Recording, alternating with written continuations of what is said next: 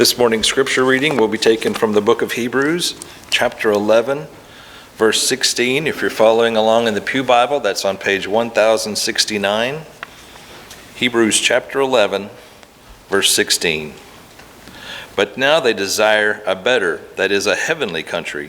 Therefore, God is not ashamed to be called their God, for he has prepared a city for them.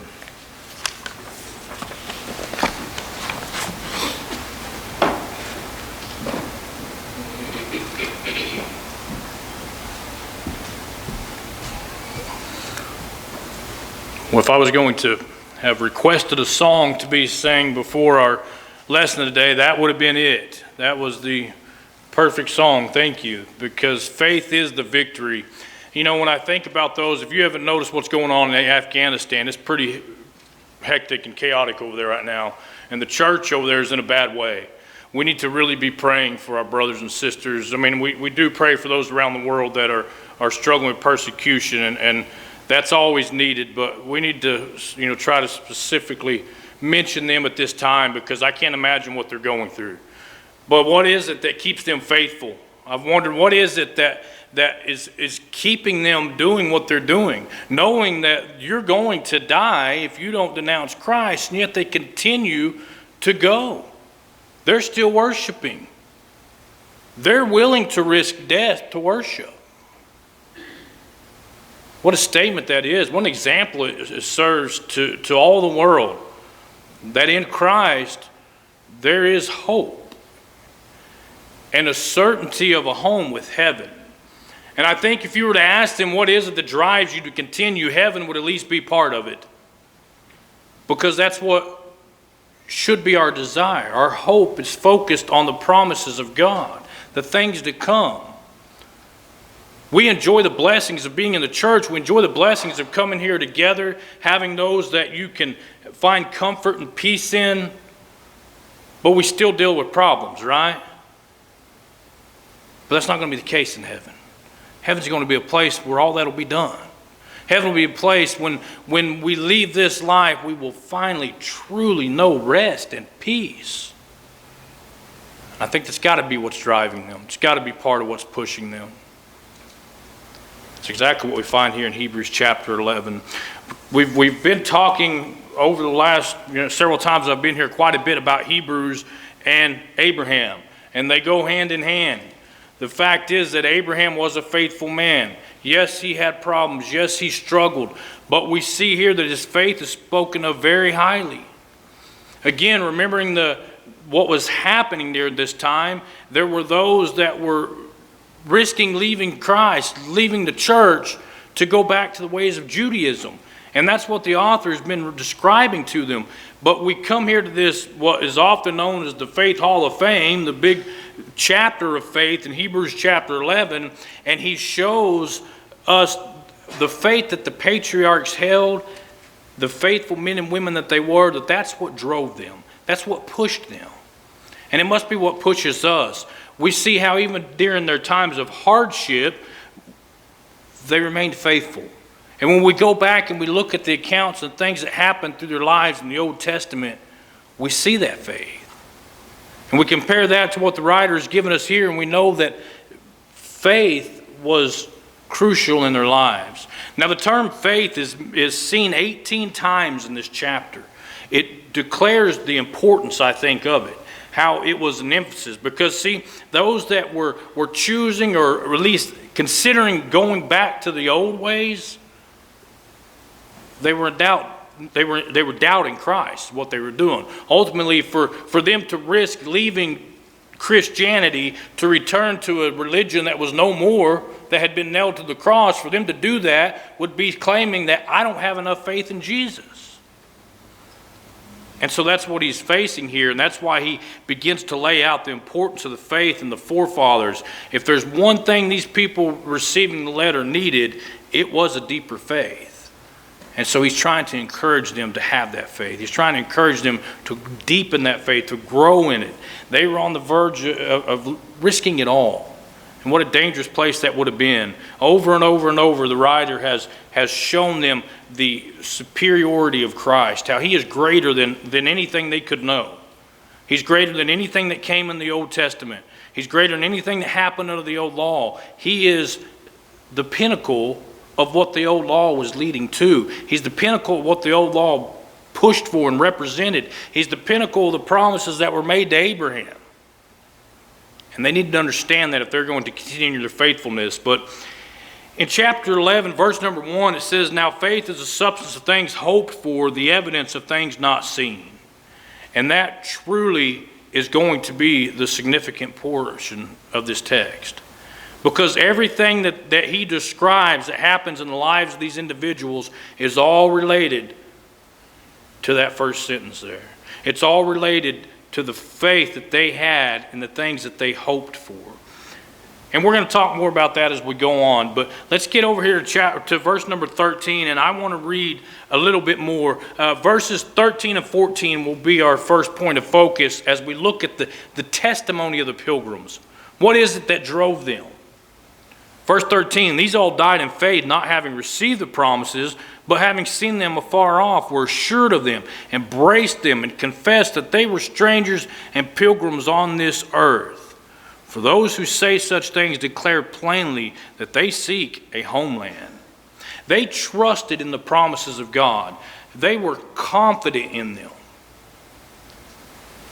As we mentioned in class this morning, for those of you who are here, how hard that would have been for God to come to Abraham and tell him, you've got to get away from your family. You've got to leave the home that you're in. You need to leave your kinfolks behind. You need to leave all the things that you had there and go to a land that I will show you. You haven't seen it yet, but I'm going to show it to you. And so Abraham stepped out on faith. He trusted God and he went forward and progressed. But notice how it says here, "These all died in faith, not having received the promises, but having seen them afar off." Now we discussed that as far as the earthly promises that were made, as far as the land promise that came, the fulfillment of a great nation. Abraham never received those, but there were more promises and he understood them. He hadn't seen it, but he knew it was there. He hadn't actually seen it with his own eyes, but he trusted in it. Their faith was so strong that they could see it. They knew. Have you ever had something like that happen to you? Maybe thinking earthly. I mean, we've probably all been places that you've never been there, but you know it's there. You visualize it in your mind what it's going to look like before you get there, right? Well, that's what they had done. They trusted the promises of God enough to know that what they longed for was going to be there. And what they longed for was a heavenly country. They knew it was going to be there. They knew it awaited them as they died in their faith. Look at verse number 10. "For he," that being Abraham, "waited for the city which has foundations, whose builder and maker is God." This wasn't totally earthly. Abraham knew that there was something more than just a promise in Canaan. He knew that something came after that. He knew that there was more to come. And we've discussed this previously, but we're going to focus on a little bit more in some of the description of what they did in the Old Testament. But I mentioned it this morning. I think I had the verse wrong, but John 8:56 is what it is. I think it's the 36. But John 8:56, Jesus says, "Your father Abraham rejoiced to see my day. He saw it and was glad." Well, how did Abraham see his day? Abraham lived hundreds of years before Christ. Well, it was because of his faith. Abraham recognized the promise that was given to him, that there would come one from him that would bless all nations. And he trusted in it. He believed it enough that he was able to rejoice in the day of the Lord. Abraham knew that Jesus was the fulfillment of a promise God had made, and he trusted it. Because that's what faith is. Faith being the substance of the things hoped for. Now hope, remember, hope here is not the way that we think of hope. When you and I think of hope, I may say, I hope you have a good day. I hope you have a good lunch. I hope I find some good food when we leave here, right? Those are things that we don't know. We're just saying, I hope it happens. I don't know if it's going to happen. That's not here. This was a confident expectation. This was a certainty of a deliverance. They knew it was going to happen. And so they believed. They believed it. And they trusted in it. And they allowed that faith to guide them, the surety of the things to come, to guide them to follow God to places they had never been before. Their trust in the promises of God now as were manifested in three different ways. The first way was they were assured of them. It says there in verse 13, these all died in faith, not having received the promises, but having seen them afar off, were assured of them, embraced them, and confessed that they were strangers and pilgrims on this earth. They were assured of them. As previously stated, they took confidence in it. Their hope allowed them to trust that God would deliver the things that He had promised. That was their faith. And so they took that blessing and believing in it, believing that God had been faithful to them. You know, the thing about faith is it grows over time, right? As long as we're active and we're trusting God, you'll notice your faith improving as you go on. You're not, just as last week we talked about, you weren't immediately a mature Christian coming into church. You're not immediately going to have, Abraham's faith when he left was not as strong as it was after his son had been born. Abraham's faith was not as strong in the beginning as it was when the promises were beginning to be fulfilled. Well, the same for us. It's a progression. As we go on, as we trust in God, our faith matures and begins to be strengthened. And then you look at the faithfulness of Him. You look at the promises He has fulfilled. You go to Scripture and you read and you see, okay, God, He doesn't change. When He says it's going to happen, it happens. And throughout Scripture, we can trace the promises of God that He's made to people and how they came to be fulfilled. And so we know that He's trustworthy. Abraham recognized the faithfulness of God, and so that allowed him to put his faith in the one who was truly faithful. But then they embraced them. They were assured of them and they embraced them. And I know we've probably mentioned this before, but an embrace, when I think of an embrace, I think of a hug. I think, when you embrace your children, you pull them close to you, put them next to your heart, you hold them. You squeeze them. You love them. That's embracing. When Abraham heard the promises of God, he took those promises. They believed on them. They trusted in them. They knew they were certain, so they were assured. But then they pulled them into themselves. They put it in their hearts. They held it close to them, knowing, hey, I may not be able to hold on to anything in this world, but I can hold on to a promise that God has given me. Because God is faithful.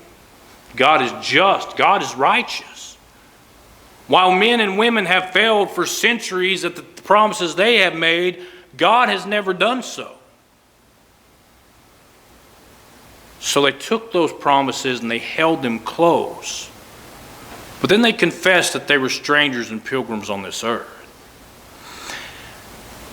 That is probably more significant than we realize, because to confess that you don't belong here is not only something you say, it's something you show, right? It's something you demonstrate. I can tell people that, hey, I belong to a heavenly nation. But if my life is consumed by the things that happen in this world, if my life is consumed by the politics of this nation, well, where am I really belonging to? If my life is more consumed with decisions of this world than focusing on the things to come, I'm not representing the fact that I don't belong here. But see, that's what they had to do. They had to confess their confidence in the land to come. They had to confess to others and show others we don't belong here. And I know that we discussed this when we talked about death a few weeks ago, but in Genesis chapter 47, in verse number 8, Pharaoh asked Jacob when he comes to the land, how old are you? And Jacob responds to him and says, the days, the years of my pilgrimage are 130. Few and evil have been the days, the years of my life, and they have not obtained the days, the years of my father's life in the days of their pilgrimage. recognizing he was a pilgrim. Now he truly was. They never had owned anything in Canaan other than a burial plot. That wasn't all Jacob was speaking of. And as we mentioned last time, how in Genesis chapter 49, in verse 29, when he begins to lay out to his sons he's going to die, what's he tell them? I'm going to be gathered to my people. Bury me with my fathers in the cave of Ephron the Hittite. Take my body back to this place. Why? Because we don't belong in Egypt. That's what he was telling them. You don't belong in Egypt. But also showing the division, how when he died, he was gathered to his people, shows that there was something more to come. And then they were to bury his body after that. But Joseph, when he died, he told his brothers, you put me in a coffin in Egypt, but don't leave me here. Don't bury me here. Because there's something more. There's something else. You need to take me back to Canaan. While Joseph's spiritual aspect had separated and been gathered to his people, he left his body, the same as his father did, to point to them that, hey, you don't belong here. Well, the same is true for us today. You see, they had to live in Egypt. They had to grow up in the land of Egypt, those that were born there, as they became this nation, but yet they weren't supposed to be Egyptian.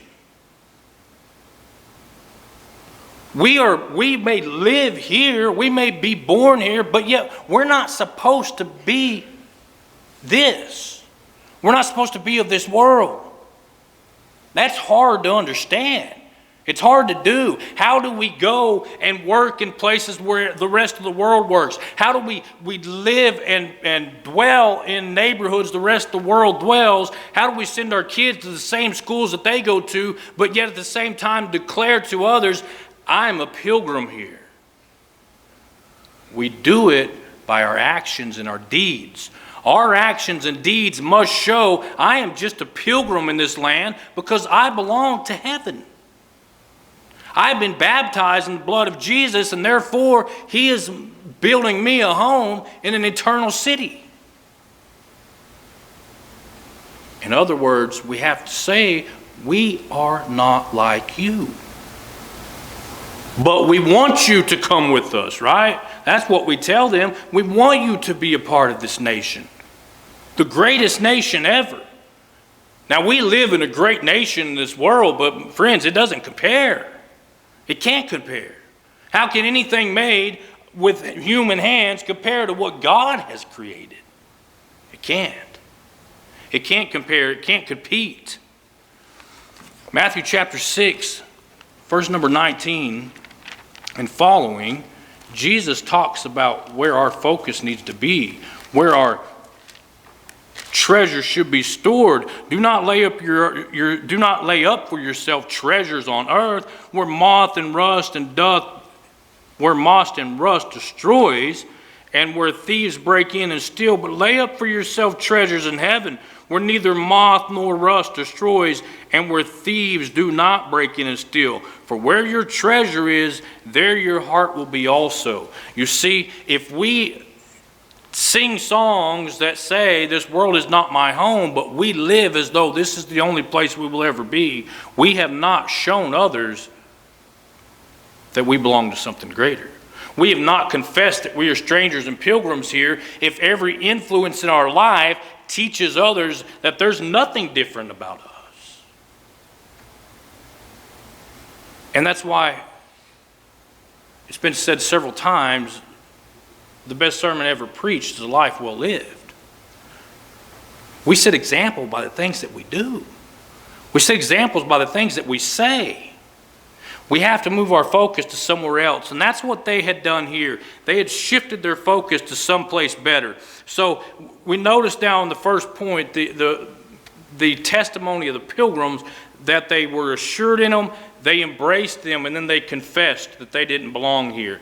But the next point I want to look at is they allowed the past to be the past. Verse number 15. And truly, if they had called to mind that country from which they had come out, they would have had opportunity to return. When Abraham left his homeland, in fact, let's go to Acts chapter 7 and just read that real quick. A few verses over there, Acts chapter 7, and look as Stephen recounts what had happened here. Verse number 2 of Acts chapter 7, and he said, "Brethren and fathers, listen. The God of glory appeared to our father Abraham when he was in Mesopotamia, before he dwelt in Haran. And he said to him, Get out of your country and from your relatives and come to a land that I will show you. Then he came out of the land of the Chaldees and dwelt in Haran. And from there, when his father was dead, he moved him to this land in which you now dwell. And God gave him no inheritance in it, not even enough to set his foot on. But even when Abraham had no child, he promised to give him for a possession and to his descendants after him." God called him out of the land, moves him to this new land. Again, he didn't actually inherit it then. It was promised to him and his people. He dwelt in it, but it still didn't belong to him, but he trusted those promises. But when you come back over here to Hebrews chapter 11, verse 15, and it says, if they had called to mind that country from which they had come out, they would have had opportunity to return. If his focus would have shifted back to the world, he could have gone back to that land. He could have gone back to the place that he began. But by leaving his homeland and leaving everything that he had, forfeiting the rights to the inheritance of his earthly father, he placed his trust in God to continue on. And see, that's the beauty of it to me for us, because we can do the exact same thing. If we can shift our focus from this world to the next, focusing on God and the promises that he's made to us, we can have the same confidence that Abraham had, and trust in the commands of the Lord, and trust in the things that God has told them to do. What's interesting to me about that is Abraham, as we saw, he didn't actually inherit any of that. But even when he buried his wife in Genesis chapter 23, when Sarah dies, he didn't go back. He could have taken his wife and said, I got to go back to the Ur Chaldees. I at least got to go back to Haran in the area with my brother Nahor to bury my family member. No. He buys a cave and a field in the land of Canaan, because that's the land that God had brought him to. He didn't focus on what was behind him. And the Apostle Paul calls us to do the exact same thing in Colossians chapter 3, when he says, then if you've been raised with Christ, set your mind on things above, not on things of this earth. Things above, where Christ is dwelling at the right hand of God. That's hard to do. It is hard for human people to get their focus off this world. Paul says we need to. Chandra and I were talking about this the other day, and she says, I've been praying about this, that I be better at focusing on heaven or on the other realm more often. Because it is easy. And I told her I'm the same way. We have to shift our focus. Again, it doesn't happen overnight. But if your thoughts are consumed the majority of the time with this earth, then where are your treasures at? They're here. If your thoughts are to go back to the world, now most of you hear that, that isn't the case, but there are those that will come to the church and then they can't get over their old life. They can't get over remembering the good times of their friends. Well, that's what's happening here in Hebrews 11. Again, remember these people. The patriarchs had their minds set on things above, but the people that he's writing to here, the original audience, they didn't. They were being pulled back into Judaism. They were being pulled back into the Jewish society. And he's reminding them again that there's something better. If it was the Roman Jewish wars and the fact that they wanted to hold on to Jerusalem, and that was pulling their attention away from God, they had to change that. And that's what he's reminding them, is you don't belong to that nation anymore. Abraham, a man who you respect, a man who you loved, a man who was important to the Jews, he shows them never allowed his focus to return to the land from which he came. And we must do the same today. If our focus becomes on this earth and on the things that we have left, rather than on heaven, we're allowing the old life to pull us back in. We're allowing the old things to suck us back in, right? We're not keeping our focus where it should be, and that's what they had done here in chapter 11. Not that we shouldn't be concerned with the things that happen in this life. I'm not saying that. Not that we shouldn't be concerned with the place that we live, but it cannot be our central focus. Our focus has to be on something better. What bothers me is when I see brethren they get on social media and they bash other people because of their political views or whatever.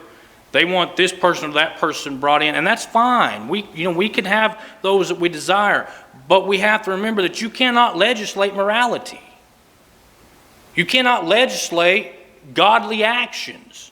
You do that through the teaching of the gospel. That's more important, because that's what changes everything for everyone and betters those around us. Remember what happened to Peter in Matthew chapter 14 when he took his focus off of Christ. We'll turn over there for just a moment. Matthew chapter 14. This is when Jesus comes to them walking on water at night, and they begin to get pretty scared as they see him coming to them, and Jesus calls out to them and comforts them. We won't read all of this. Let's start with verse number 27. And immediately Jesus spoke to them, saying, "Be of good cheer, it is I, do not be afraid." And Peter answered him and said, "Lord, if it is you, command me to come to you on the water." And he said, "Come." So Peter gets out on the water, he's walking. And verse 30, and when he saw that the wind was boisterous, he was afraid and began sinking. When he allowed the influence of this world to take his eyes off of Jesus, notice it says that he saw the winds. What's that mean? It means he saw the waves. He's looking at Christ, he's walking towards him, he looks down, and then he gets scared. His eyes weren't set on the things where they should have been. Christ was no longer his focus, and so he begins to sink. And the people in Hebrews chapter 11, they didn't do that. Just as the patriarchs, today we have to keep that focus and not allow, it would have been foolish for the Jews to return back to Judaism, and that's what he's trying to explain to them. The same would be true for us. It would be silly for us to go back into something that no longer exists. The last thing I want to look at as we begin to wrap this up is their longing for a heavenly country. Verse 16, but now they desire better, that is a heavenly country. Therefore God is not ashamed to be called their God, for he has prepared for them a city. As the writer has continually moved through this thing, showing them how Christ is better, he's the better lawgiver, he's the better prophet, he's the better lawgiver, he's the better high priest, he's the better preparer of a home. The place where he's at's a lot better than the things of this earth. And they understood that here. Abraham and the patriarchs understood, and that's why it says they desire a better, that is a heavenly country. And as a result of that, God's not ashamed to be called their God. John chapter 14 and verse 2. I'll go ahead and read it real quick as we think about Jesus' promise of what was to come and how it is greater than anything we could know on this earth. Jesus says, "In my Father's house there are many mansions. If it were not so, I would have told you. I go to prepare a place for you. And if I go to prepare a place for you, I will come again and receive you to myself, that where I am, there you may be also."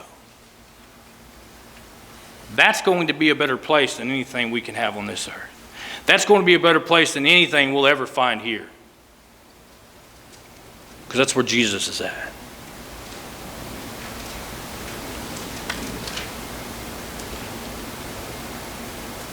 But notice that they desired that country. You see, without a desire, there is no pursuit. If you don't desire and long for something, you're never going to work efficiently to go get it. If we don't desire and set our mind to the things to come, we have no desire to dedicate ourselves to Christ. They had a desire because of the promises God had made, and they were faithful with them. And therefore God was not ashamed to be called their God because they trusted Him. Look back at verse number 6. But without faith, Hebrews chapter 11, verse 6, without faith it is impossible to please Him. For he who comes to God must believe that He is, and that He is a rewarder of those who diligently seek Him. In verse 13, it says, these all died in faith. I told you at the beginning that, by faith is referenced a lot in this chapter. But here we notice the difference. It says in faith. In faith, it carries a little bit of a different meaning than just by faith. What is it that described them? It was their faith. But when you take in faith, the Greek word there is piston, is in faith carries the preposition kata with it. It's one word in the Greek. It's not two like we have it here, but it means according to. So according to their faith, they died. In other words, their faith is what made them. Their faith was what they were about. They lived by faith. They lived according to their faith, and they died according to their faith. Because their faith is what allowed them to be assured of these promises. Because without it, they couldn't have pleased God. Well, here it says that God's not ashamed to be called their God. Why? Because they were faithful. They had a belief and a trust and an assurity of Him. What about all of us? I mean, I know you all long for heaven. I'm not doubting that, okay? I'm not saying that, but I'm saying we, including myself, can never allow our focus to be taken off the things of heaven. We must allow the Scriptures to show us the vision of it, because these people, they had vision. They saw it before they got there. They knew it. Well, Scripture's given us a vision of heaven too. And so we have the same opportunity to build in our minds a picture of this place that we are going. But then these people also, they had a vision of the things that would come, but they pursued those promises. They chased them. They set their sights on them and went after it. They let go of their selfish desires by leaving this world behind. When they didn't long for what had been, they longed for what God would give. Selfish people focus on the now. Selfish people focus on their comfort at the current time. That wasn't the description given of these people.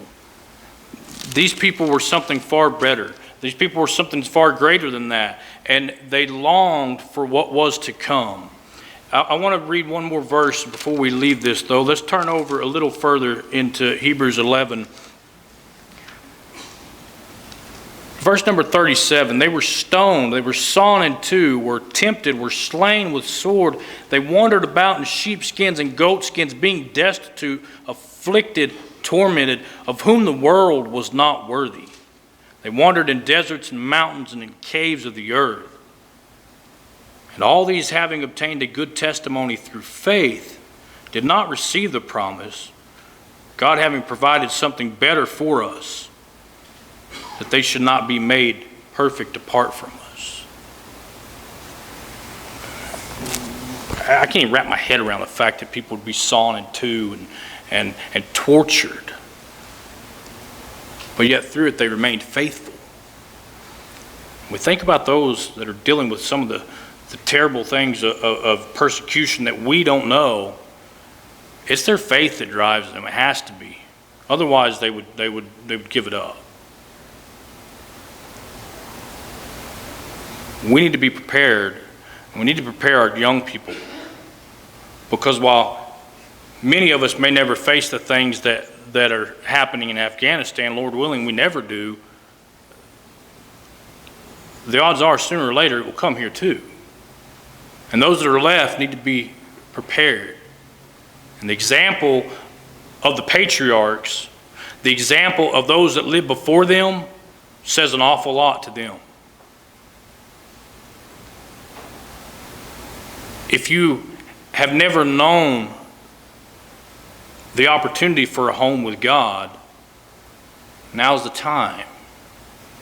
If you've never been obedient enough to even place your faith in Him, well, we would love to talk to you. But if you've done so and you've allowed your focus to return to this world where you no longer put your hope and trust in God, your trust is in the things of this world, I hope you'll consider that this morning. Because I can't even imagine. I think of that song, Won't It Be Wonderful there? Oh, it's going to be wonderful. It's going to be far beyond what we can even imagine. And we all want to enjoy the home in heaven. If we can help you with anything this morning, won't you please come as we stand as we sing.